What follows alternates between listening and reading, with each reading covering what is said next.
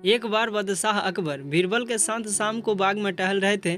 कुछ काम काज की बात करते करते अकबर ने अचानक बीरबल से पूछा, सुना है कि तुम अपनी बीवी से बहुत डरते हो।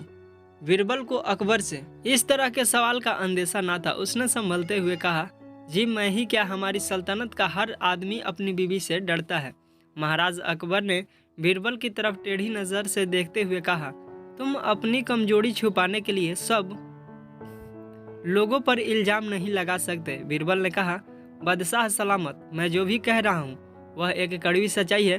कोई मुंह से बोले या ना बोले, लेकिन हर इंसान अपनी बीवी से जरूर डरता है। अकबर ने कहा, क्या तुम यह साबित कर सकते हो? बीरबल ने झट से हामी भर दी। अपनी आदत के अनुसार महाराज अकबर ने यह हुक्म भी दे डाला कि तुम अगर 7 दिन में यह साबित नहीं कर पाए तो तुम्हारा सिर कलम कर दिया जाएगा। बीरबल ने चुनौती को स्वीकार करते हुए शहर के सभी पुरुषों की एक जनसभा बुलाने का आदेश जारी करवा दिया।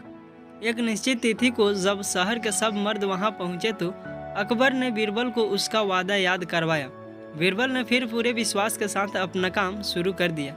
बीरबल ने एक एक कर सभी से पूछना शुरू किया कि क्या वे अपनी बीवी से डरते हैं। अधिकतर लोगों ने कबूल कर लिया कि वो किसी न किसी कारणवश अपनी अपनी बीवी से डरते हैं।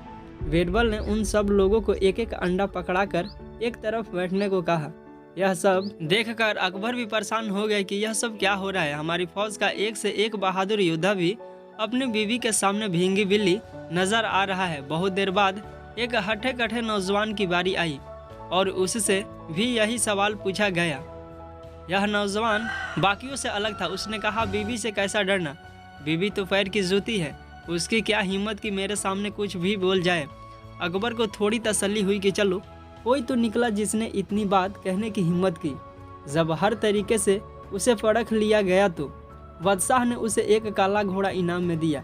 घोड़ा लेकर वह नौजवान खुशी खुशी अपने घर पहुंचा तो उसकी पत्नी ने हैरान होते हुए पूछा, सुबह तो पैदल धक्के खाते हुए गए थे, अब यह घोड़ा किसका उठा लाए हो? नौजवान ने सारा किस्सा पत्नी को बताया। पत्नी ने कहा, तुम्हें तो सारी उम्र अकल नहीं आ सकती।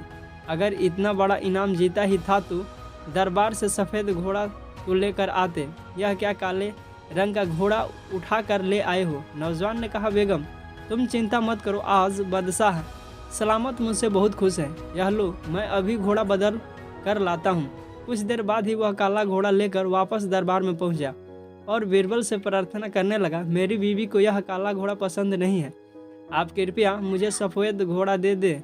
बीरबल ने कहा, यह घोड़ा उधर बांध दो और यह अंडा लेकर घर जाओ। बादशाह ने पूछा कि आखिर माजरा क्या है?